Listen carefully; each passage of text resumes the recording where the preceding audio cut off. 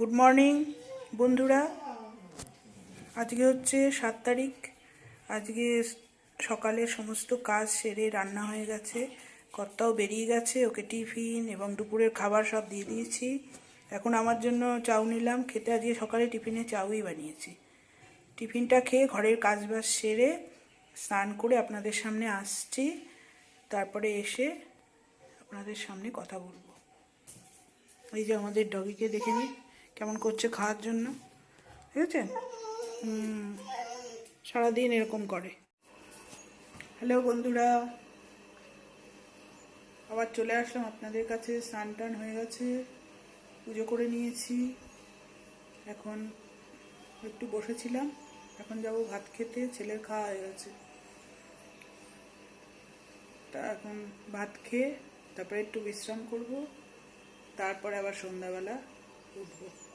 সেই সকালবেলা উঠেছি আজকে 6টার সময়। তারপরে রান্না বান্না সব সেরেছি, সেরে ঘরের কাজবাজ সেরে স্নান করলাম, পুজো করলাম, তারপরে আপনাদের সামনে আসলাম। সকালবেলা তাড়াহুড়োর সময় তো মাথায় চিরুনিটা পর্যন্ত দিতে পারি না, ওইভাবে আসতে গেলে একটা কেমন লাগে। আপনারা সবাই কেমন আছেন? আপনারা অনেকেই কালকে পরশুদিন একটা ব্লগ দিয়েছি, কালকে একটা ব্লগ দিয়েছি, মোটামুটি অনেকেই দেখছেন, কিন্তু কেউ লাইক করছেন না। প্লিজ একটু লাইক করে দিন সবাই। তাহলে আজকে আমি আমার খাবারটা খেয়ে নিই আর দেখাচ্ছি আজকে যে কি কি রান্না হয়েছে। আজকে দেখে নিন কি কি খাবার আছে। এটা হচ্ছে ভাত, এটা কচুর পাতার শাক। এই শাকটা কিন্তু আমি ভীষণ ভালোবাসি খেতে। এটা রসুন লঙ্কা ফোড়ন দিয়ে শাকটা করেছি। আর এখানে আছে কুমড়ো ভাজা, আর একটু চিকেন দিয়ে বড়া মতো করেছিলাম। তার পাশে আছে লেবু আর ডাল। এই যে এটা হচ্ছে ছোলার ডাল। আর এখানে একটু চিকেন আছে, ছেলের জন্য রেখেছিলাম, তার থেকে একটুখানি রেখেছি। তাই হচ্ছে আমার খাবার।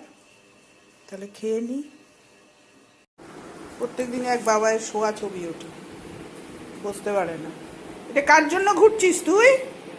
কার জন্য ঘুরছিস? কে এসছে? কে এসছে বল, এদিকে দেখা। কে এসছে? কে? তুমি কার জন্য ঘুরছো? গুতু? উলি বাবলি উলি বাবলি, পাইচারি পাইচারি। কে এসছে? কে এসছে? সরো সরো, দরজা খুলি, সরো।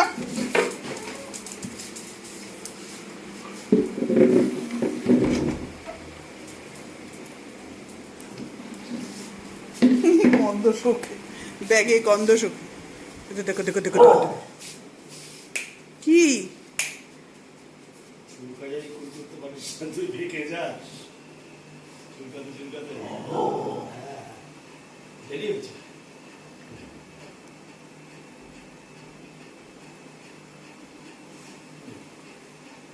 ঠিক আছে, ঠিক আছে, ঠিক আছে,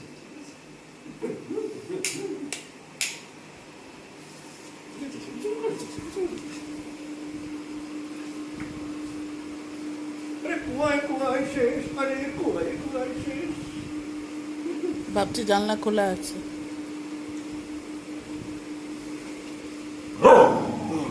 সব দিক বজায় রাখলে কি আর হয়?